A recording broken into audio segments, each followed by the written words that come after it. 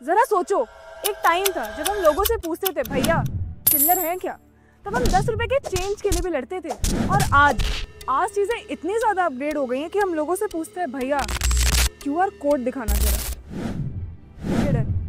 वही 10 रुपए अब QR कोड के थ्रू इजीली ट्रांसफर हो जाते हैं। बात सिर्फ पैसों की नहीं है, बात है एक चेंज की, एक साइलेंट रेवोल्यूशन की जो इंडिया के हर गली, हर बाजार और हर फोन तक पहुंच चुका है। एक ऐसा रेवोल्यूशन जहां एक चाय वाले से लेके एक पानी पूरी वाला भी डिजिटल बिजनेसमैन बन चुका है। एक ऐसा रेवोल्यूशन जिसने US, UK, चाइना और यूरोप जैसी कंट्रीज को डिजिटल पेमेंट मामले में काफी पीछे छोड़ दिए। बट ये वो पार्ट है जहां हम या तो प्राउड करते हैं या तो मीडिया हमें दिखाता है। Once a wise man said, in this world nothing is black and nothing is white.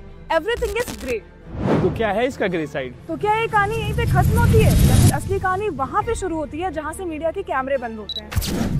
क्या आपने कभी सोचा है कल अगर आपका UPI अकाउंट फ्रीज हो गया तो, एक ग्लिच की वजह से अगर आपके सारे पैसे उड़ गए तो, या फिर वो सिस्टम जिसपे आप ब्लाइंडली ट्रस्ट करते हो कहीं वो आप ही के खिलाफ हो गया तो? जरा सोच के देखो, UPI के आने से पहले जब हमें अपने किसी भी दोस्त को पैसे भेजने होते थे तो पहले उसका अकाउंट नंबर डालो, फिर IFSC कोड डालो और तब जाके आपके पास एक OTP आती थी। फिर भी पैसे आपके पास वक्त पे पहुंचे या फिर ना पहुंचे इस चीज की कोई गारंटी नहीं होती थी। इतने में तो आदमी खुद जाके ATM से पैसे निकाल ले है। और ये तो बात रही अर्बन एरियाज की। रूरल एरियाज में बैंकिंग का तो कोई एक्सेस ही नहीं था। और फिर 2016 में एंट्री होती है UPI की, यूनिफाइड पेमेंट्स इंटरफेस, जिसको NCPI ने बनाया एक बोल्ड विजन के साथ। एक ऐसा सिस्टम जिसमें आप किसी को भी कहीं भी किसी भी वक्त सिर्फ एक क्लिक में बहुत ही सेफ और बहुत ही सिक्योर तरीके से पेमेंट कर सकता है।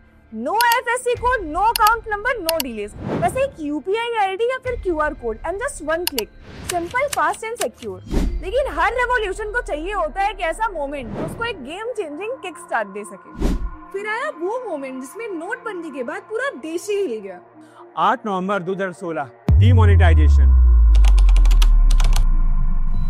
रात को 8 बजे अचानक से जब नोटों की कीमत रद्दी के कागज के बराबर हो गई थी, हमारी 86% करेंसी पूरी तरह इनवैलिड हो चुकी थी। लाइनों में लगे लोग, सारे बिजनेस बंद और चारों तरफ सिर्फ पैनिक ही पैनिक। लेकिन इस सिचुएशन में UPI ने इस अपॉर्चुनिटी को ग्रैब कर लिया। गवर्नमेंट ने भी डिजिटल पेमेंट्स को काफी पुश किया और लोगों ने भी इसे इजीली एक्सेप्ट कर लिया क्योंकि उनके पास कोई और ऑप्शन था ही नहीं। कैशलेस होने का प्रेशर उस टाइम पीरियड में इतना ज्यादा था कि लोग लिटरली कैश को जला रहे थे और QR कोड्स को अपना रहे थे। This was the particular time जब QR कोड्स ने अपनी वैल्यू को प्रूव कर दिया। अब उससे हुआ क्या, चाहे रिक्शा वाला हो या फिर चाय वाला या फिर किराना स्टोर वाला, उन्होंने QR कोड्स को अपनाना शुरू कर दिया। अब कैशलेस होना एक फैशन नहीं, मजबूरी बन गई थी। अब ये इम्पैक्ट सिर्फ अर्बन एरियाज तक ही सीमित नहीं था, अब ये रूरल एरियाज में भी एक मूवमेंट बन चुका था। एक टाइम था जब ये फाइनेंशियल सर्विसेज सिर्फ और सिर्फ प्रिविलेज लोगों के लिए होती थी, लेकिन UPI ने तो जैसे इन बैरियर्स को तोड़ ही दिया है। अब एक चाय वाला भी 10 रुपए के लिए QR कोड स्कैन करा रहा है। अब आपके घर की मेड भी ऑनलाइन पेमेंट ले रही है। अब हर स्टूडेंट अपनी पॉकेट मनी बैंक से निकलवाने की जगह फोन पे ही ऑनलाइन मंगवा लेता है। और सबसे बड़ी बात जो शायद से बहुत ही कम लोगों को पता होगी कि अब हमें डिजिटल पेमेंट्स के लिए स्मार्टफोन्स की भी जरूरत नहीं है। थैंक्स टू 123 पे अब हम वॉइस बेस्ड UPI पेमेंट भी कर सकते हैं by just dialling the IBR number. जहां दुनिया की बड़ी बड़ी कंट्रीज आज भी कैश यूज कर रही है, वहीं पे इंडिया के सब्जी वाले रोड साइड पे QR कोड लगा के बैठे हैं।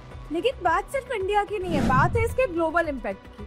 France, Singapore, UAE, Nepal, Bhutan, ये कुछ कंट्रीज है जो UPI को अडॉप्ट कर रहे हैं, कुछ इंडियन टूरिस्ट के लिए और कुछ डोमेस्टिक यूजर्स के लिए।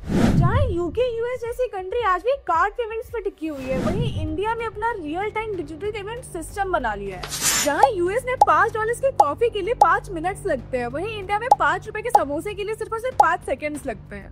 याद आपने वीडियो के शुरुआत में बात की थी that once a wise man said that nothing is black and nothing is white, everything is grey.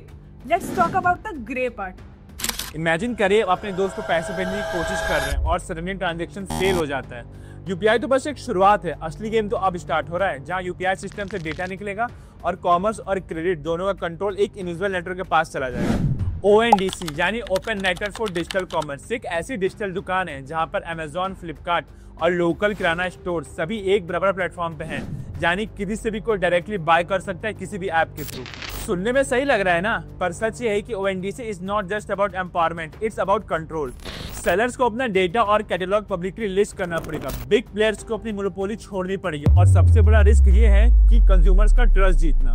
Just imagine कल को आप किसी नए ऐप से टीवी ऑर्डर करते हो और प्रोडक्ट आता है गड़बड़, अब आप उसे रिटर्न करने कहाँ जाओगे? ONDC के प्लेटफॉर्म पे सेलर अलग, ऐप अलग और डिलीवरी पार्टनर्स भी अलग अलग हो सकते हैं। काफी कंफ्यूजन है इसमें। अगर प्रॉपर सिस्टम नहीं हुआ तो ये ओपन नेटवर्क ब्रोकन नेटवर्क बन सकता है। अब बात करते हैं ओकेन की। यूपीआई ने जहाँ पैसा भेजना काफी आसान बनाया, वहीं ओकेन ने लोन लेना काफी आसान बना दिया। छोटे loans, instant approval with no paperwork, sounds like a dream, पर कुछ अपने सपने ही होते हैं। आपकी यूपीआई ट्रांजैक्शन और आपके क्रेडिट स्कोर से ही आपका क्रेडिट प्रोफाइल बनता है। अब आजकल की इस मॉडर्न वर्ल्ड में हम most of the transaction UPI के थ्रू ही करते हैं, तो सिस्टम को लगता है हम बहुत ही एक्टिव यूजर हैं, तो सिस्टम हमें इजीली 5 से 10 हज़ार का लोन प्रोवाइड कर देता है। बट प्रॉब्लम यहाँ पर आती है, क्या उस यूजर को पता है कि उसका डेटा यूज और उसकी प्रोफाइलिंग के लिए क्या उन्होंने इसकी परमिशन दी है? मोस्टली नहीं। और कल को अगर सिस्टम बाइस्ड हो गया तो लो इनकम एरिया मतलब लो ट्रस्ट मतलब नो लोन्स।